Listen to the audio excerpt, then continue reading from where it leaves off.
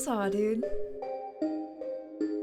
Hello everybody, welcome back to my YouTube channel. If you are new here, hello, my name is Carly, and 3 times a week I do a sit-down video about true crime, celebrity kind of gossip, TikTok drama, pretty much whatever I feel like. Sometimes I talk about interesting people, it just depends, but today we are going to be talking about a true crime case, so let's get into it. Sarah Katz, 21 years old, was a student at the University of Pennsylvania. She had been a research assistant at a children's hospital, and she taught CPR in underserved communities. Sarah had a heart condition called long QT syndrome type 1. Sarah's friend Victoria Rose Controy said that she was very, very vigilant about what she needed to do to keep herself safe. Long QT is when the potassium iron channels in the heart doesn't work properly, and that disrupts the heart's electrical activity according to the Stanford Health Care. Caffeine is something that people with LQT1 should try to keep at a minimum. We tell people not to worry. It's fine to have a Coke or a small coffee each day, according to Dr. Charles Barule, who's an electrophysiologist at Children's National Hospital in Washington.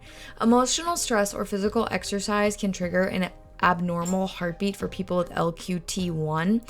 Victoria said that Sarah was an excellent student and the most involved and passionate person I've ever met. She was someone that would smile and wave at everybody on campus. She was very involved in different campus activities as well. She was really trying to get the full experience that you can get out of college, which is really amazing. Although Sarah was super cautious about her health condition, she never let it stop her from achieving the things that she wanted to do, Victoria said. Sarah was very careful to make modifications to her diet so that there would be nothing to mess up her condition or give her an irregular heartbeat. She was diagnosed with LQT when she was 5 years old. About 1 in 2,000 people have congenital, I know I just said that wrong, I'm sorry, LQT syndrome. So it's actually, fairly common, I guess. Some people don't show any symptoms, and then others might faint or experience heart palpitations as a response to triggers like exercising or being startled. LQT can be well managed with medication, so as long as you're cautious, you can live a full and, relatively normal life with it. You just have to be a little bit cautious about like your triggers and certain drinks that have like caffeine in them and whatnot. Sarah was an unlimited Sip Club member, which is a membership that you can get at Panera, and it allows customers to pay a monthly fee for unlimited drinks. Sarah had only been a member for about a month and a half before she passed away after drinking a large Panera Bread's charged lemonade. Her cause of death was cardiac arrhythmia. She got the drink on September 10th, 2020, and passed away shortly after. A large charged lemonade contains more caffeine than a few cans of Red Bull and Monster energy drinks combined together. Sarah's parents filed a legal complaint in which the Panera lemonade was called a dangerous drink and argues that Panera doesn't properly warn consumers about what's in it. So legal complaint meaning they filed a lawsuit. A Panera spokesperson said in a statement, "We were very saddened to learn this morning about the tragic passing of Sarah Katz, and our hearts go out to her family. At Panera, we strongly believe in transparency around our ingredients. We will work quickly to thoroughly investigate this matter."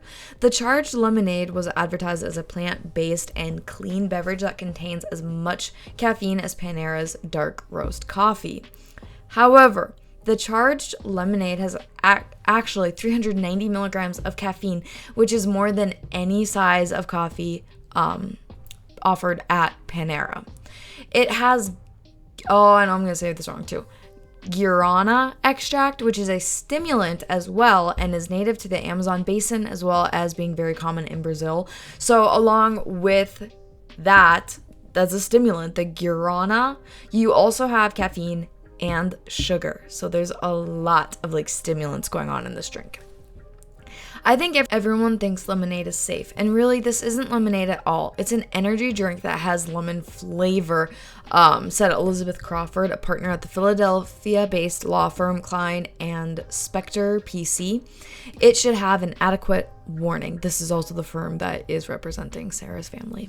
The lawsuit alleges the charged lemonade is defective in design because it's a dangerous energy drink. The family's goal with filing the lawsuit is to raise awareness of the drink's contents, remove the drink from the shelves at Panera, and urge the Food and Drug Administration to regulate energy drinks, which I agree. I think energy drinks are horrible. I also know that pop isn't good for you either, but energy drinks just seem to like take pop to the next level. So I fully agree with this because as of now, manufacturers are allowed to include unlimited amounts of caffeine in energy drinks by classifying them as supplements. We all know that caffeine isn't good for us. I mean, when you have high levels of it, like, look, I drink coffee, I have like 1 pop a day, and a lot of times my pop of the day is ginger ale, so like it doesn't even contain caffeine. But I don't think that, I don't know, I'm so torn because on one hand, yes, I do feel like it should be regulated a little bit just because of how dangerous it is, but on the other hand, I do think that people should have the freedom to make their own choices as far as what they want to put into their bodies. So like I understand both sides, being that it is dangerous for you to have, you know, these high levels of it, but also we're all people.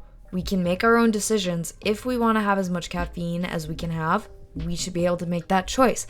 So I'm very torn. I really don't know how I feel about this. I do think though that Panera should be transparent with the lemonade and say what's in it and like maybe how many milligrams of caffeine. But if they do that for the lemonade, they should have to do it for the coffee as well. And them saying that the lemonade is plant-based, well, they're not technically wrong because that guarana, it is from a plant. And then lemonade, you need like lemon extract, which is also from a plant. So like, I understand they're not technically wrong, but it is a little bit misleading. So I do think that they should have the ingredients listed somewhere just so people are fully aware of what they're putting into their bodies. But my thoughts and prayers go out to Sarah's family. I think this is horrible that it happened. I hope that something positive comes from this lawsuit. I don't think that her life should be taken in vain. She really sounded like she was a great person, a very active, involved person. She cared about her health. Had she known, you know, what was in this drink, she never would have drank it because of how cautious she was with her heart condition. But that being said, thank you guys for watching this video. This is it for me today.